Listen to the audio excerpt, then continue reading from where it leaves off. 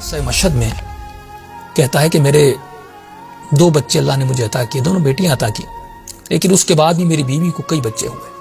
لیکن مسئلہ یہ تھا جب یہ بچے پیدا ہوتے تھے ان کو آکسیجن اور سانس لینے میں بڑی پرابلم ہوتی تھی، یہاں بچے مر جاتے تھے یا ان کو آکسیجن میں رکھنا پڑتا تھا۔ تو میں نے بیوی کے بہت سارے چیک اپ کروائے تو ڈاکٹرز نے کہا ان بیوی کا جو رحم ہے جہاں پہ بچہ ہوتا ہے وہ تھوڑا ایب نارمل ہے،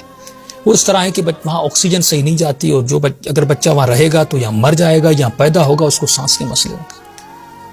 تو میں نے کہا بس پروردگارا، تو بہت متدین اور متقی آدمی تھا، بیوی متدین تھی، کہا میں تھک گیا ہوں، کبھی اس ہاسپٹل میں، کبھی فلاں چیک اپ، کبھی فلاں اسپیشلسٹ کے پاس، کبھی نامحرم ڈاکٹروں کے پاس مجبوری کی حالت میں جانا پڑتا ہے۔ کہتے میں تنگ آ گیا تھا، میری غیرت اجازت نہیں دے رہی تھی۔ میری بیوی نے کہا بس بچے نہیں چاہیے، میں بھی ہاسپٹل میں یا ڈاکٹرز کے چکر میں نہیں آنا چاہتی۔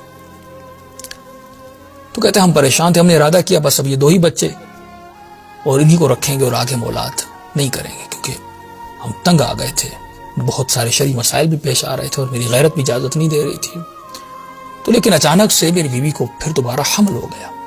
اب ہمیں ارادہ بھی کیا تھا لیکن دوبارہ حمل ہو گیا، اب میں پریشان ہوں گا کیا کریں اس بچے کا۔ کہتے کافی عرصہ گزرنے کے بعد تقریباً 8-9 مہینے گزر گئے، اور اتنے میں ایک جگہ مجلس ہو رہی تھی امام موسیٰ کاظم کی نسبت سے، یا کوئی امام حسین کی مجلس تھی، میں اندر گیا، وہاں پر یہی واقعہ سنا کہ ایک درندہ بھیڑیا امام کے پاس ہے، اس کی بیوی کو بھی یہی مسئلہ تھا۔ میں نے کہا یہ تو ایگزیکٹ میرا مسئلہ ہے جو ممبر پر بیان ہو رہا ہے۔ اب یہ مشہد کا واقعہ ہے۔ کہتا میں فوراً واقعہ سننے کے بعد وہ سنا رہا تھا، میں زار و قطع رو رہا تھا، مولا اب یہ بچہ میرا ہے یا مرا ہوا پیدا ہوگا یا پھر اس کی سانس ہوگی، میں ڈاکٹرز میں نہیں جانا چاہتا،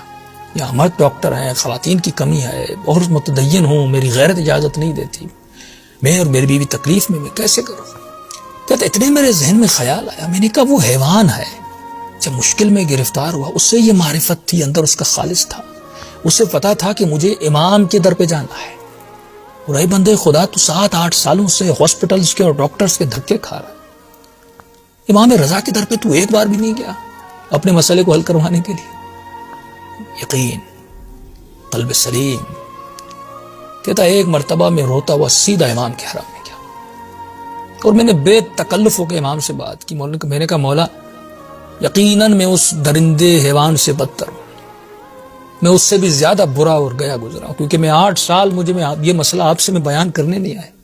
ایک مرتبہ ہم ایسے سرسری بیان کرتے ہیں، ایک مرتبہ پوری کامل خالص صاف ستھری نیت کے ساتھ جاتے ہیں اور یقین کامل کے ساتھ جاتے ہیں، پھر انسان کی دعائیں قبول ہوتی ہیں۔